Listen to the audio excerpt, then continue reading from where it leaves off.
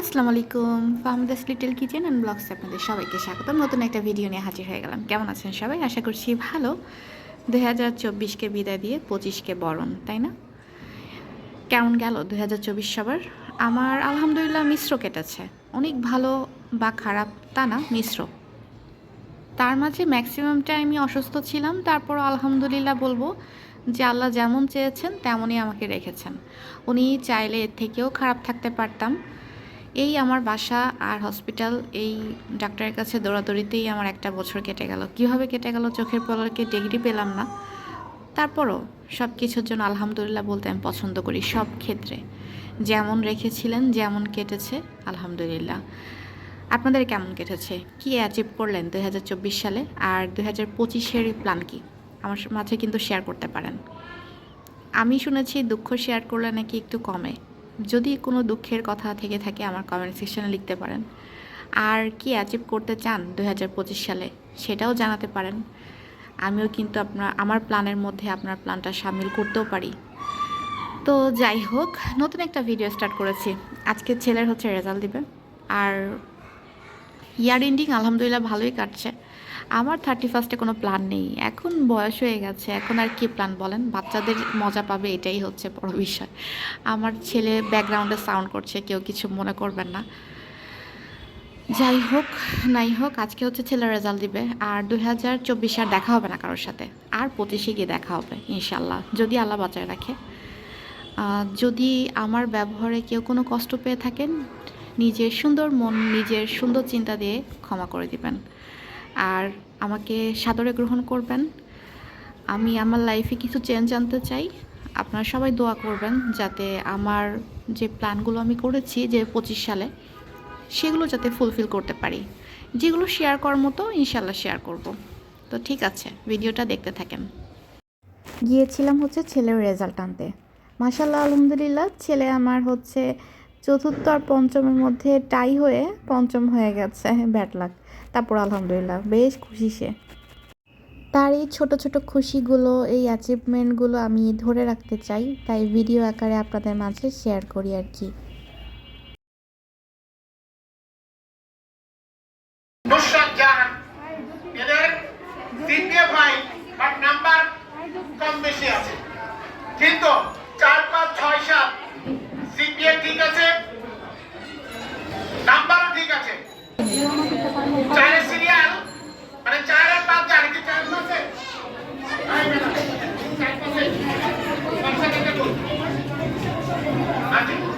চার পাশে দুইজন হয়েছে একই নাম্বার, সিপিএ একই।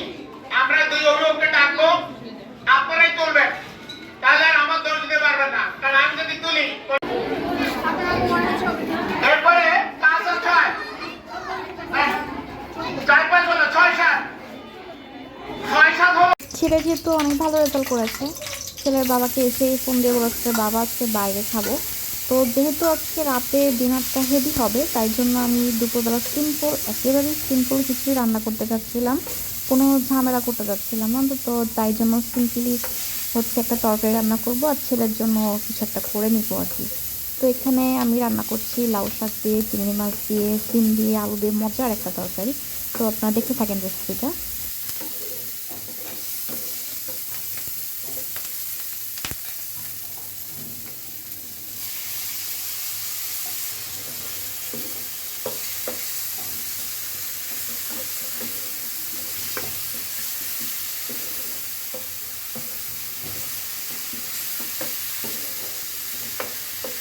তো এখানে হচ্ছে লাউ দিয়ে, তারপর লাউ শাক দিয়ে, শিম দিয়ে, আলু দিয়ে আর ছোট্ট চিংড়ি মাছ দিয়ে একটা তরকারি রান্না করছি, একদম দেশি তরকারি। এখানে দেখতে পেয়েছেন প্রথমে চিংড়ি মাছটা লবণ আর হলুদ দিয়ে হালকা একটু ভেজে নিয়েছিলাম। এরপর হচ্ছে পেঁয়াজ আর মরিচ দিয়েছি, আর বাদ বাকি যে মশলা নর্মালি দেওয়া লাগে, রসুন বাটা, জিরা গুঁড়া, ধনিয়া গুঁড়া, লবণ, হলুদ,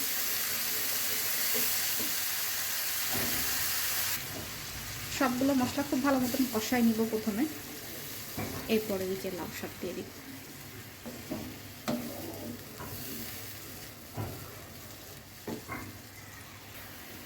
লাউ শাকের একদম আগা ডোগা রয়ে গেছে, সেগুলোই দিয়ে দিব। এরপর হচ্ছে কিছু শিমও নিয়ে নিয়েছি, আর নিয়েছি হচ্ছে নতুন আলু। এভাবে করে এই রান্নাটা করে দেখবেন, এত মজা হয়। আমি এর আগেও খেয়েছি বেশ কয়েকবার, হয়তো আমার চ্যানেলের রেসিপিও আছে এটার। এই যে এইগুলো দিয়ে দিলাম। মোটামুটি সব কিছু দেওয়া শেষ, এখন আস্তে আস্তে করে এটা রান্না করে নিতে হবে। এই শাক থেকে যথেষ্ট পরিমাণ পানি বেরোবে, আর সামান্য একটু পানি লাগবে।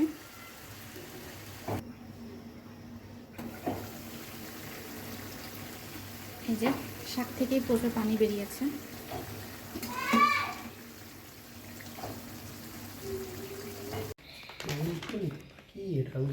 দেখো খুলে, ও এটা চিকেন ফ্রাই।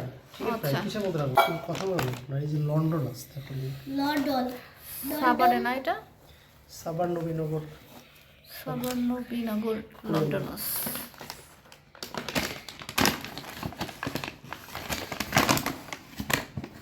ধুয়ে দিব।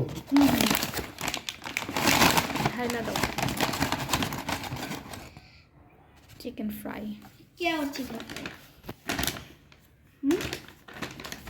রাখলাম। এটা কেউ চিকেন ফ্রাই। বক্স আর বক্সে ভরা। খুলে খুলে দেখো কোনটাই কি। আবার বলেছে বুটে চিলি ডালি। ও এটা তো ভেজিটেবল নাকি স্যুপ? ভেজিটেবল। ভেজিটেবল তাই না? টোটালটা vegetable. Chinese veg.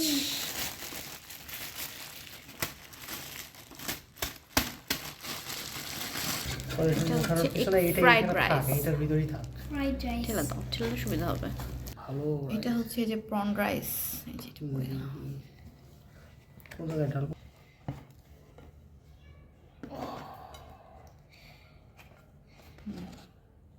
Original soup. Original soup খাইতে হবে। ওরে আল্লাহ, আমি সাইডে দিলে তো ঠাস করে পড়ে যাবে। আস্তে করে ছাড়ো, আস্তে ছাড়াও, প্রথমে আস্তে আস্তে ছাড়ো। হ্যাঁ দাও। এই যে আমাদের চাইনিজ খাবার। এখানে আছে হচ্ছে fried rice, prawn fried rice, তারপর হচ্ছে থাই বাবাকে স্যুপ, চাইনিজ পছন্দ। এরপর হচ্ছে চিকেন ফ্রাই, এবার হচ্ছে ভেজিটেবল, আর হচ্ছে এটা এগ ফ্রাইড রাইস। এই হচ্ছে আমাদের আজকের ডিনার। হ্যাঁ ডিনার, আমাদের ডেট ডিনার। এটা হচ্ছে আমাদের ডিনার।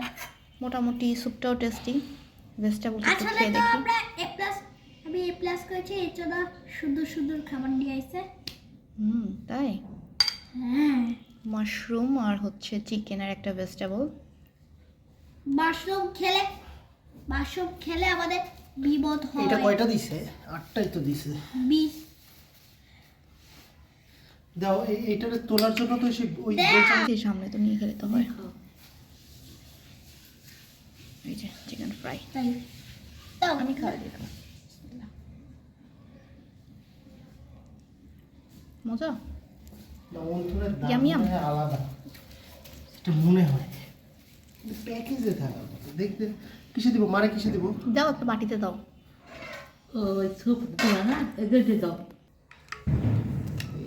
এইটা করে দিবা, এইটাই।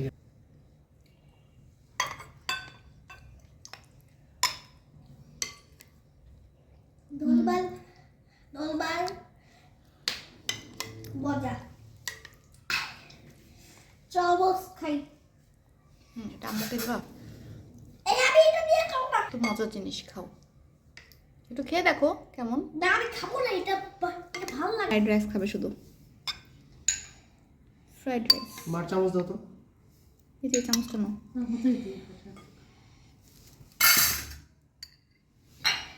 হ্যাঁ খাওয়াই দাও, ছবি তোলা পরে। এটা কি? আমি চিকেন দিয়ে খাওয়া দিব না। হ্যাঁ